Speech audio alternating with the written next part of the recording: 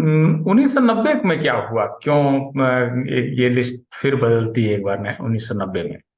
देखिए, जो हिंदूज की लार्जर डिफिनीशन रही है, इवन फिलोसॉफिकल डिफिनीशन, और जो है पुराने जो टेक्स्ट हैं, वेन सॉन्ग वगैरह तक के टेक्स्ट में जो है इसका जिक्र है।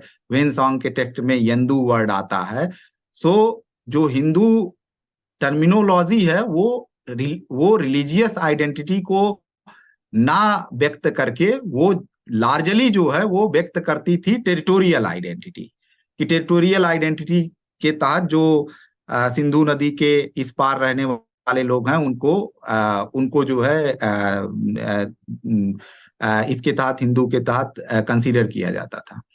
आर्टिकल 25 केवल पूरे कॉन्स्टिट्यूशन में जो कहीं भी थोड़ा बहुत आपको हिंदू की डेफिनेशन अगर ढूंढना होगा तो आपको आर्टिकल 25 टू का एक्सप्लानेशन, आर्टिकल 25 में एक्सप्लानेशन टूल है, उसमें दिया गया है who will be Hindu. Yes. और उसमें लिखा गया है Hindu shall constitute Sikh, Buddhist and Jain.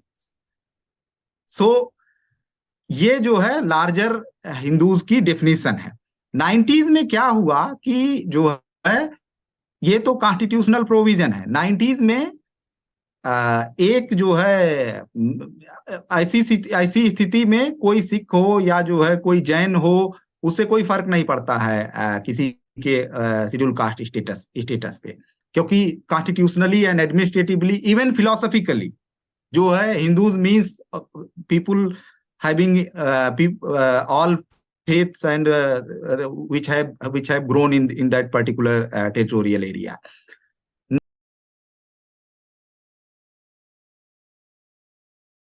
अन्य मत पंथों के साथ तालमेल कर सकने वाली एकमात्र विचारधारा ये भारत की विचारधारा है, हिंदुत्व की विचारधारा है।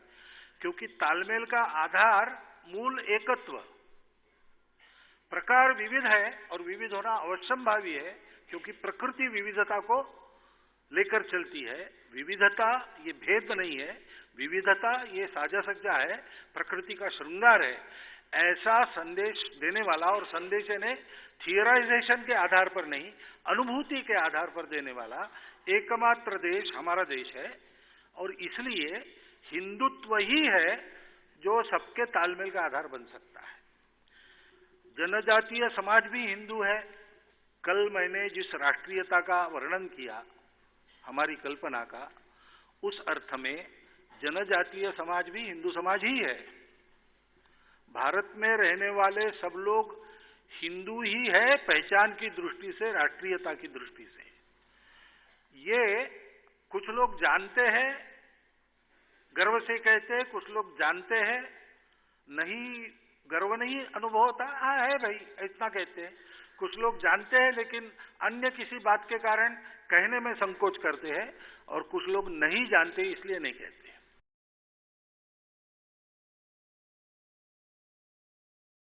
वही एक बात और बोल रहे, कह रहे कि जो आर्टिकल 25 के तहत जो हिंदू बना गया है उसमें बौद्ध और सिख दोनों है ना, तो इसलिए कह रहे कि इन धर्मों को मिल रहा है, क्योंकि ये माना गया कि इनमें कहीं ना कहीं वो छुआछूत जातिवाद है।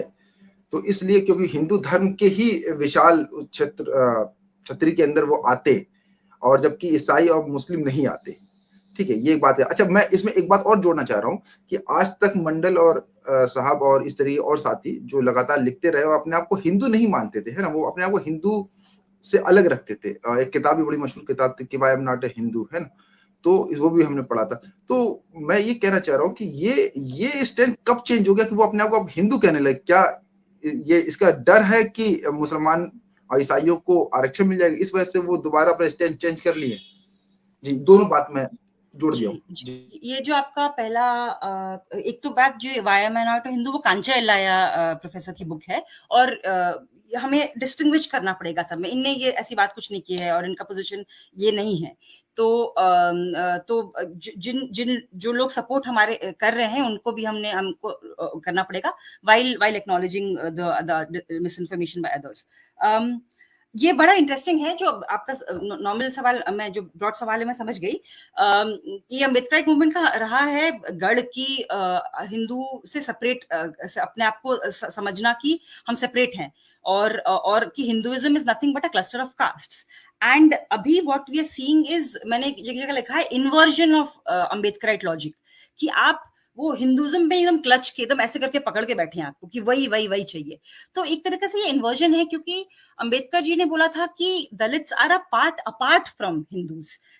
ये नहीं बोला था कि Dalits are the lowest caste of, ये बाहर हैं, हिंदू लॉजिक से बाहर हैं, इसलिए इनकी कोई धर्म ही नहीं थी, इनको सोसाइटी का हिस्सा ही नहीं माना गया, इसलिए वो बाहर थे। ये जो बाद में हुआ कि सिर्फ हिंदू दलित बन सकते हैं, ये 20th सेंचुरी का सबसे बड़ा जो काम हुआ है, वो एक तरीके से हिंदू रिलीजन और एक हिंदू फ्रेमवर्क का क्रिएशन हुआ है। कैरावान में बहुत अच्छा आर्टिकल है हिंदू होक्स करके, उसमें बहुत अच्छे से डिटेल्ड है। हमने एक इंडिया इंक करके यूट्यूब चैनल मैं इन्वॉल्व हूँ, उसमें हमने एक इसमें वीडियो भी बनाया था, इस पे मैं आपको लिंक भेज सकती हूँ बाद में, कि कैसे हिंदू कैटेगरी का निर्माण हुआ है। और जो हिंदू कैटेगरी डिफाइंड है आज तक, it is not a category positively defined, it is negatively defined. मतलब वो डिफाइंड इससे है कि कौन पारसी नहीं है, कौन मुस्लिम नहीं है, कौन क्रिश्चियन नहीं है, वो हिंदू है। तो it's a category made in definition. हम लोग कंपेयर करते हैं हिंदू को वेज खाने से, कि वेज खाना क्या बोलते हैं, वेज खाना मतलब क्या, अगर आप चिकन में ढेर सारा गाजर करो तो वो नॉन वेज हो गया, लेकिन आप अगर सोया खाओ तो वेज हो गया। सोया में तो वेजिटेबल नहीं है और इसमें ज्यादा वेजिटेबल है, तो इसको वेज क्यों बोलते हैं, इसको नॉन वेज क्यों बोलते हैं। तो ये आइडिया है कि वेज उसको बोलते हैं जो चीज में मीट नहीं पड़ा, और हिंदू उसको बोलते हैं जो चीज में मुसलमान नहीं है, क्रिश्चियन नहीं है, पारसी नहीं है, और बात कोई और ये रिलीजन नहीं है। तो Hindu term has been defined in negation, negative term है। तो इसलिए एक एक राइट विंग का एक मकसद भी रहा है, जबकि सिखिज्म, बुद्धिज्म, ये सारे religions have come up in also in fight against caste discrimination. ये कास्ट को पूरी तरह से, मतलब क्योंकि भले ही बहुत सारे दलितों ने और लोअर कास्ट ने इस्लाम कबूल किया और क्रिश्चियनिटी कबूल की, लेकिन जो सिखिज्म आया वो पूरी तरह से कास्ट को अपोज करने के लिए आया। लेकिन फिर भी इनने ऐसा फ्रेम किया है कि इनको साथ में हिंदू के रखें। ये एक राइट विंग चाल है, शुरू से चलती आई है। तो अब क्या हो रहा है, इसका हम एक कंप्लीशन देख रहे हैं, कहीं ना कहीं एक पूरा फुल सर्कल आ रहा है, जबकि एक बहुत स्ट्रॉन्ग अम्बेडकराइट आर्ग्यूमेंट अभी तक रहा है और अभी भी है, 2-3 लोगों से बोलने से कुछ नहीं होता है, कि caste questions the Hindu Muslim binary. Caste को आप देखा जाए तो जैसे अगर हम अपने भारत के प्रॉब्लम्स को सिर्फ ऑरेंज और ग्रीन में समझते हैं, कास्ट उसको ब्लर करता है कि ये हिंदू मुस्लिम प्रॉब्लम नहीं है, ये प्रॉब्लम कास्ट की है, नीचे कौन है ऊपर कौन है। तो इस चीज से बहुत सारी चीजें एक अम्बेडकराइट लेंस क्वेश्चन करता है हर चीज को हिंदू और मुस्लिम बनाने में। और ये जो लॉजिक है कि हम हिंदू हैं इसलिए हमें स्टेटस मिलेगा, ये इस लॉजिक का इन्वर्जन है। It is the antithesis of Ambedkarite logic, और एक तरह से मतलब आयरॉनिकल है। और जैसे आप बोल रहे हैं वो सही है कि यह तो ये राइट विंग प्लेबुक में आ गया, तो वो उसमें गवर्नमेंट वाली लॉजिक आ गई है।